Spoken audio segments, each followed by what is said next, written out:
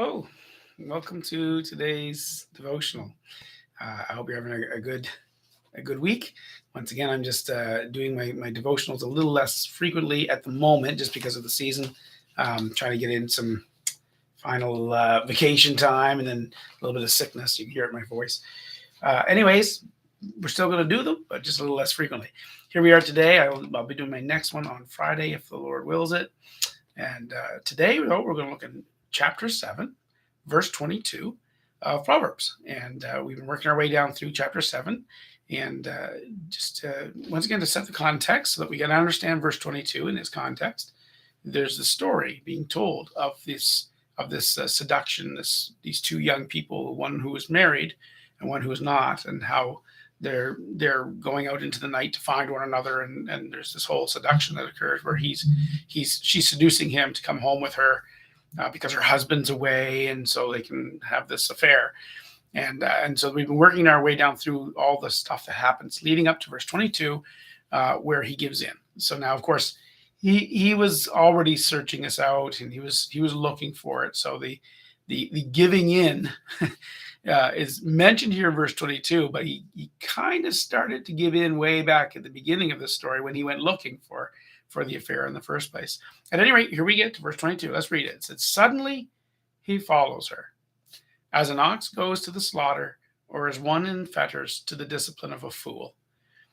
So the idea here, there's a couple ideas being presented here, and I want to look at them both. One is the word from that word "suddenly," and the other is from the image of the two lines that follow that.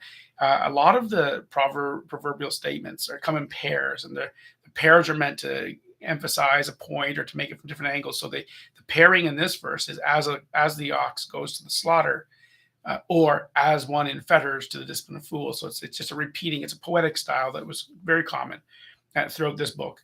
So there's this re-emphasizing the point from different angles to drive the point home. But this verse has that extra little bit. It says, "Suddenly he follows her." There's a turning point.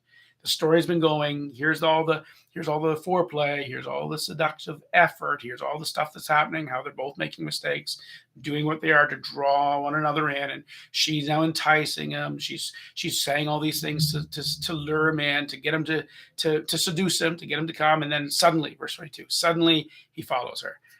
And so we're going to focus on that in a second. But before we do, as an ox goes to the slaughter, or as one in fetters goes to the discipline of a fool.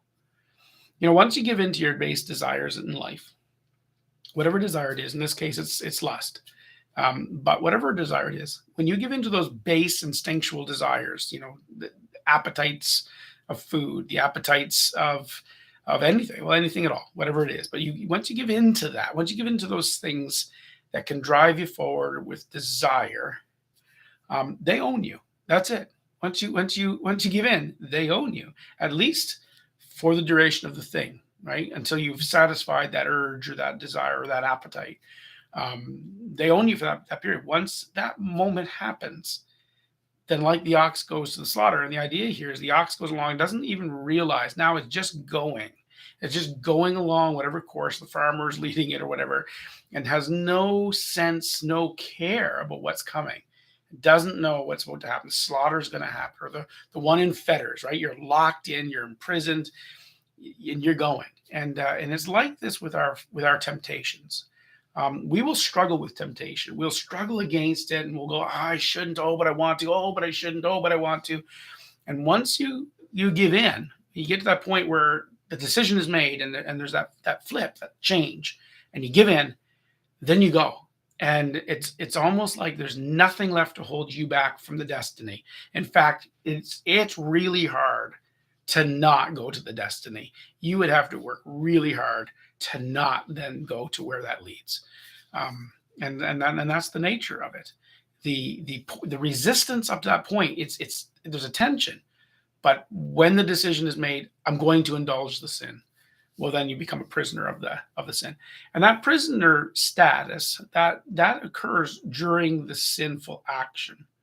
But it has an effect on you even afterwards, the next day. And then it's easier to fall for that again, and even easier the next time.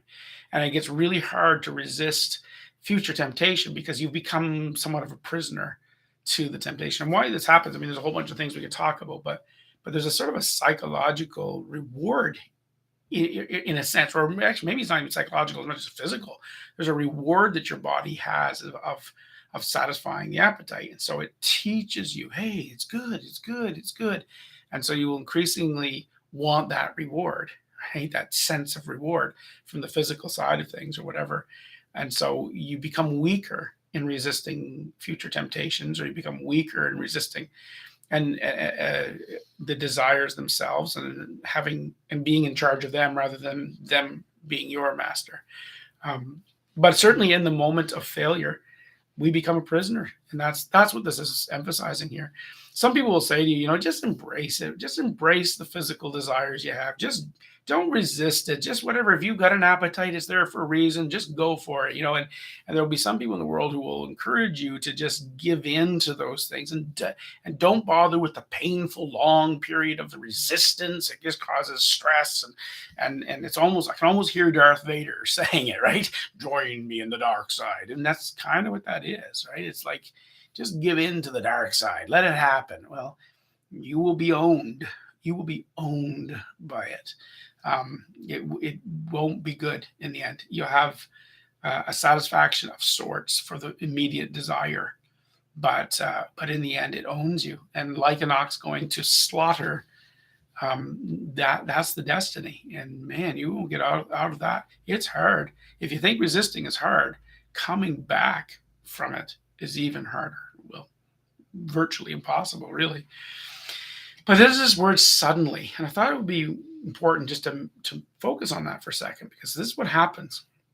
When it says suddenly, it doesn't mean surprise, like nobody could have seen this coming.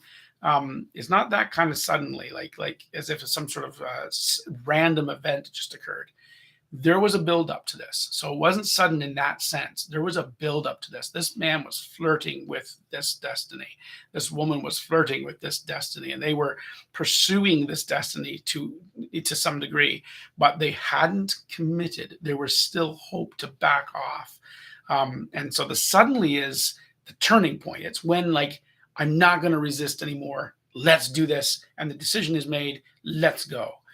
See, temptation is a process. It's not a sudden thing. Temptation is a process. It's a process of wearing down your defenses, of pulling down your resistances. And the temptation cycle goes through often many steps, often starts with something small and then gets bigger and bigger and bigger. And there's a wearing down, and you resist, which is good. And it is, but it's hard. It takes energy to resist because that desire is pulling you. And if you're focusing on that desire, you're going to feel the difficulty of resistance. And that's why in previous videos, we talked about how important it is to change your focus. But that process, that often takes some time.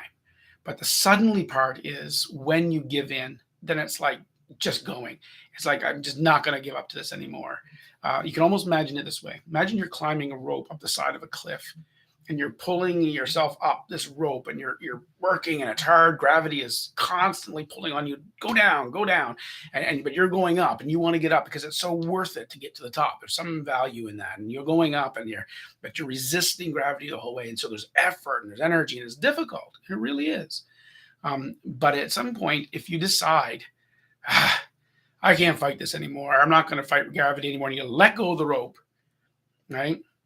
Suddenly, you start to fall, and you're going all the way to the bottom. And that's the idea here. The suddenly is that turning point. When you give in, then away you go. And it's not the kind of thing you can come back from. That's what makes it sudden, is the abandoning of your resistances. It's the unconditional surrender to them. And then that's when people end up giving into temptation. And then you hear people, maybe you've done it yourself, where you say these kinds of statements. I never meant for it to go this far, right? I never thought that this would happen. And that's because you convinced yourself it wouldn't. You convinced yourself that there was only rewards at the end of this. But this idea that's being presented here is that that's not how it works. Like once you decide, then you kind of abandon yourself to the consequences and to the full depravity of whatever it is you've allowed yourself to fall into. Like gravity, it'll pull you all the way. And yeah, you won't have intended to go that far, but you did let go. And so that's the difficulty. The outcome is terrible. So so you might hear what I'm saying here today and go, man, but that sounds so hard to have to resist all the time. And it is hard. But the good news is as you learn the way the Bible teaches how to resist and how to actually turn your focus away from the wrong desires and reform your desires for better things, then it actually gives you energy and strength to do that. And like climbing the rope, if you're determined, I want to get up there and I know to let go means death, then your motivation can go quite high. And as you get closer to the top, you can be even more motivated. And then there is an arriving at the top that's really, really great and worth it. And then there's not as much resistance when you're at the top, right? You don't have to keep pulling. You're there, and so there is that too, and that's important to remember. Anyway, that's the lesson for today. I hope it's useful to you. And on Friday, the Lord willing, we'll look at verse 23. In the meantime, have a great week, and we'll see you then.